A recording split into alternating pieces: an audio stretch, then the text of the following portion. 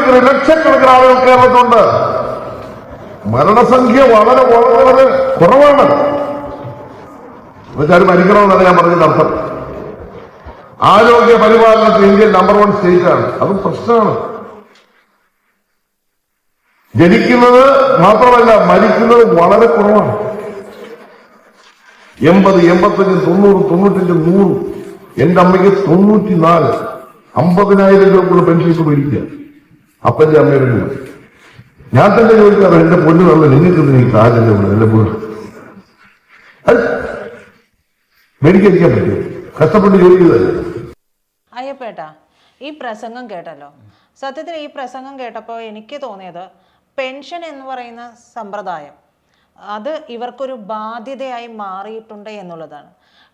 വളരെ ഹാസ്യാത്മകമായിട്ടൊക്കെ അവതരിപ്പിക്കാൻ ശ്രമിച്ചെങ്കിൽ പോലും ഇതിൻ്റെ പിന്നിൽ കിടക്കുന്ന ഒരു ദുരന്തം എന്ന് പറയുന്നത് ഈ പെൻഷൻ എന്നുള്ളതാണ്.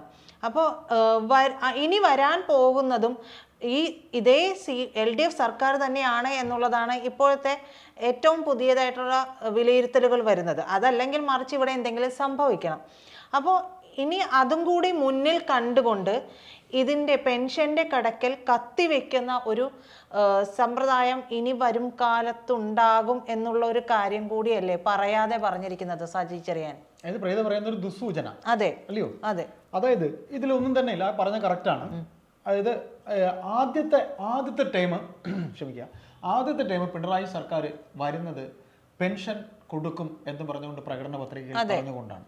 ആ പ്രകടന പത്രികയിൽ പറഞ്ഞ കാര്യങ്ങൾ പെൻഷൻ കൊടുത്തു. കാര്യം 800 രൂപ എങ്ങാണ്ടായിരുന്നു ഉമ്മൻചാണ്ടിയുടെ കാലത്ത് കൊടുത്തോണ്ടിരുന്നത്. പെൻഷൻ കൊടുക്കുമെന്ന് മാത്രമല്ല, അത് മാത്രമല്ല, ഇത് അവകാശമാണെന്നാണ് പറഞ്ഞത്. അവിടെയാണ് പിന്നീട് ഇവർ കോടതിയിൽ പോയപ്പോൾ പറയുന്നത് ഔദാര്യമാണെന്ന് പറഞ്ഞു നോക്കി. പക്ഷെ അത് നടന്നില്ല എന്നുള്ളതാണ്. അപ്പൊ ഞാനത് സൂചിപ്പിച്ചതാണ്. ഈ ഒരു കാര്യം പറഞ്ഞു വന്ന സർക്കാരാണ് ഇപ്പോൾ ഈ എന്താ പറയാ മാറ്റി ചിന്തിക്കുന്നത്. അതായത് പ്രീത, ഇതിനകത്ത് ഒറ്റ സംഭവം മാത്രമേ ഉള്ളൂ. അതായത് ആദ്യത്തെ പിണറായി സർക്കാരിന്റെ കാലത്ത് അവർ ഈ പറയുന്ന കാര്യങ്ങൾ പറഞ്ഞ് ജനങ്ങളിൽ നിന്ന്, അതായത് വോട്ട് ശതമാനം നോക്കുമ്പോൾ ഏറ്റവും കൂടുതൽ വോട്ട് വരുന്ന ഈ 60-ന് താഴെയുള്ള പെൻഷൻ പറ്റിയ 70-80 ഇടയ്ക്കുള്ള വൃദ്ധരായിട്ടുള്ള ആൾക്കാരുടെ വോട്ടാണ്. ആ വോട്ട് നേടിയാണ് ഇവർ ആദ്യത്തെ ഭരണത്തിൽ വരുന്നത്. എന്നിട്ട് അതിന്റെ കാര്യത്തിൽ ആദ്യത്തെ ഗവൺമെന്റ് അല്ലേ ആദർശം നമ്മൾ പറഞ്ഞത് നിങ്ങൾ പാലിച്ചേക്കാം എന്ന് കരുതി പെൻഷൻ വർദ്ധിപ്പിച്ചു.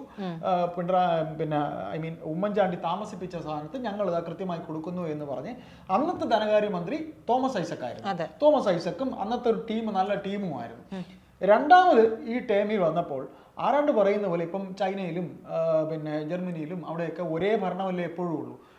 തുമ്മുന്നതും ചാടുന്നതും ഓടുന്നതും ഒക്കെ പാർട്ടി പറയുന്നത് പോലെ നടക്കുന്നത് പോലും കൈ വീശുന്ന പോലെ പാർട്ടി പറയുന്ന പോലെ. അപ്പൊ അതേപോലെയായി ഇവിടെ ഇനിയിപ്പോ വീണ്ടും ഒരു ഭരണം കൂടെ വരും എന്ന് പറയപ്പെടുന്നു. ഇപ്പൊ ഭരണത്തിൽ ഇരിക്കുന്നു.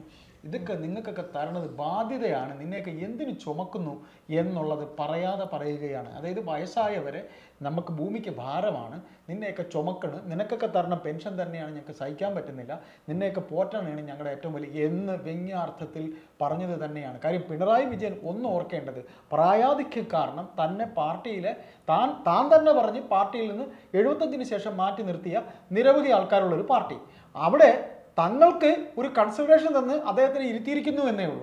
പ്രായം കുറഞ്ഞു പോയി കഴിഞ്ഞാൽ ആരും അതൊക്കെ ഒരു എക്സ്ക്യൂസ് ആണ്. പ്രീത എന്തായി പറയുന്നത്? ഒരു വേള ഈ ഭരണം താഴെ പോയെന്നിരിക്കട്ടെ, ഈ കൊമ്പത്തെടുത്ത് വെച്ചിരിക്കുന്നവരെല്ലാം എപ്പോഴും മൂട്ടിയിട്ടതും പ്രതിക്ക് ഞാൻ എഴുതി തരാൻ പ്രതിക്ക് അത് വിട്ടല്ലേ, ആ വിഷയം വിട്ടല്ലേ, നമ്മൾ പറഞ്ഞു പറഞ്ഞ വിഷയം മാറണം. സജി ചെറിയാൻ ഇത്തരത്തിൽ സംസാരിച്ചു, തന്റെ അമ്മയോട് ചോദിക്കുന്നു, എന്തിനാ നിങ്ങൾക്ക് ഇങ്ങനെ ഇത്രയും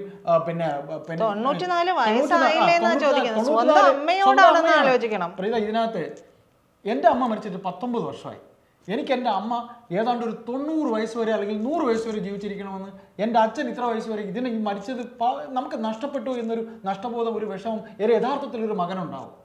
നിങ്ങൾക്കായാലും നമ്മുടെ അച്ഛനും അമ്മയും എത്രയെങ്കിലും കാലം ജീവിച്ചിരിക്കാനല്ലേ നമ്മൾ ആഗ്രഹിക്കുള്ളൂ. അതെ, ഈ സജി ചെറിയാൻ പറഞ്ഞതേ, സജി ചെറിയാൻ സ്വന്തം അമ്മയുടെ കാര്യം പറഞ്ഞ ഉപമ വെച്ചത് പോലും അദ്ദേഹം എത്ര എന്താ പറയാ, അദ്ദേഹം ഒരു സാമൂഹ്യ ദുരന്തമാണ് എന്നുള്ളത് മനസ്സിലാക്കി തരുന്ന ഒരു കാര്യം കൂടിയാണ്. പ്രീത പറഞ്ഞത് അമ്മയുടെ വെച്ച് പറഞ്ഞെന്ന് പറഞ്ഞില്ലേ, നാളെ ഇത് കോൺട്രവേഴ്സി ആവുകയാണെങ്കിൽ നിങ്ങൾക്ക് എന്താ, ഞാൻ എൻ്റെ അമ്മയെ കുറിച്ചല്ലേ പറഞ്ഞത്, നാട്ടുകാരുടെ അമ്മയെ കുറിച്ച്, വീട്ടിലിരിക്കുന്ന അമ്മയെ പോലും പറയുന്ന ഒരു ഞാൻ പറയുന്നതാണ്. എനിക്ക് നമ്മുടെയൊക്കെ പരിമിതമായ അറിവിൽ ഇവരൊക്കെ കൗണ്ടറിന് മിടുക്കമാണ്. അതെ. പിന്നെ മറ്റൊരു കാര്യം എന്ന് പറയുന്നത് സാമ്പത്തിക പ്രതിസന്ധി രൂക്ഷമാണ് എന്ന് പറഞ്ഞ സർക്കാരാണ് കാറുകൾ വാങ്ങാൻ വേണ്ടി 100 കോടി ബജറ്റിൽ മാറ്റിവെച്ചതെന്ന് ആലോചിക്കണം.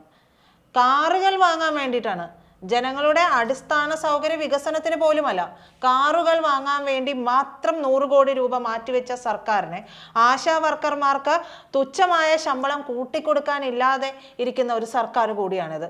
ആ സർക്കാരാണ് ഇപ്പോൾ ഈ പെൻഷന്റെ കാര്യം കൂടി പറയുന്നത്. പെൻഷൻ വരും കാലത്ത് ഇല്ലാതെയാകും എന്നുള്ളത് തന്നെയാണ് നമ്മൾ കണക്ക് കൂട്ടേണ്ടത്. ഒരിക്കലും സംഭവിക്കാൻ പോകുന്നില്ല. ആ ഒരു രീതിക്കുള്ള നടപടികൾ ഇവർ ചെയ്തുകൊണ്ടേയിരിക്കും. നോക്കിക്കോ, ഇതിപ്പോൾ ഇതിന് കൗണ്ടർ ഈ പറഞ്ഞ മണ്ടത്തര, അതായത് സജി ചെറിയാൻ കുന്തവും കുടച്ചക്രവും പറഞ്ഞു.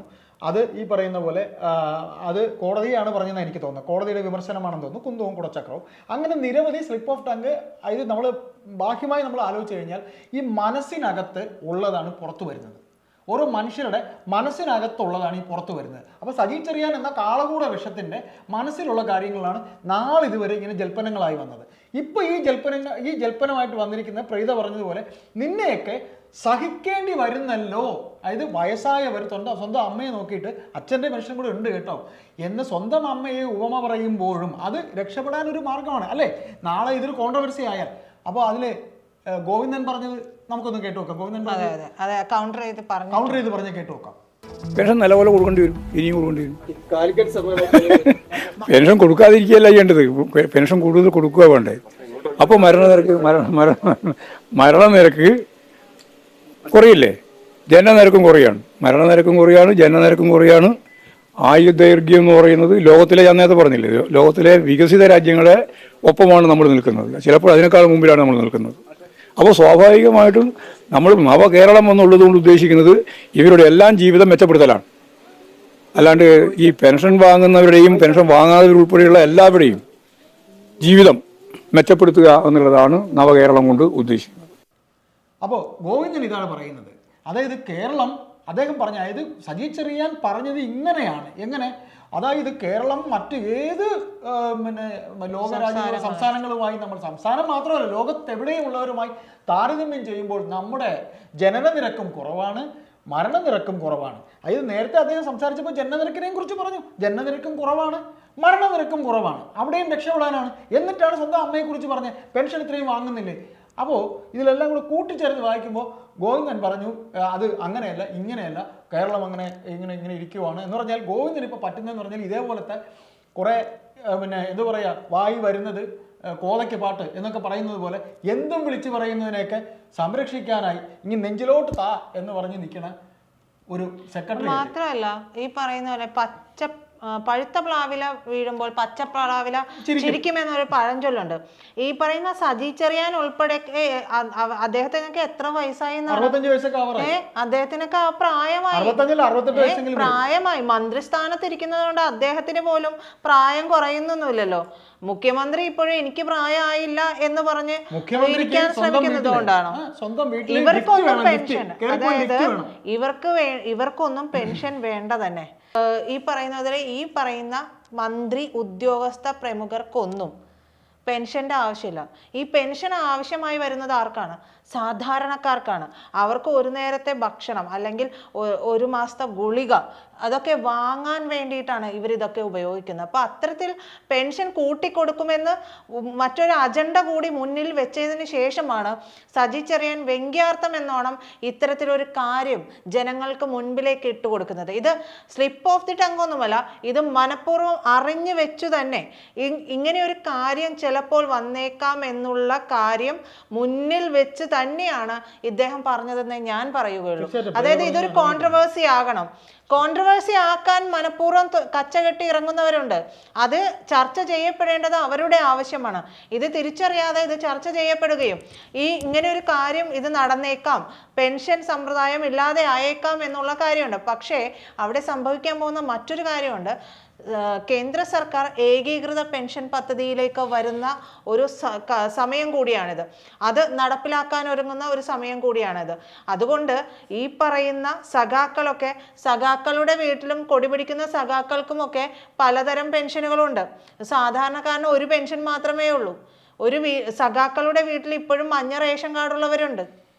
എന്ത് കാര്യത്തിനാണെന്ന് ആലോചിച്ച് നോക്കണം. അപ്പൊ എല്ലാ ആനുകൂല്യങ്ങളും സഖാക്കളുടെ വീട്ടിലേക്ക് മാത്രം നേടിയെടുത്തിട്ട് പൊതുജനങ്ങളെ വഴിയാധാരമാക്കുന്ന ഒരു പ്രവർത്തനമാണ് ഇവർ ചെയ്തുകൊണ്ടിരിക്കുന്നത്. അതുകൊണ്ട് സജി ചെറിയാന്റെയും അതിനെ കൗണ്ടർ ചെയ്തുകൊണ്ട് ഗോവിന്ദൻ പറഞ്ഞതും ശുദ്ധ ബോഷ്കാണ്.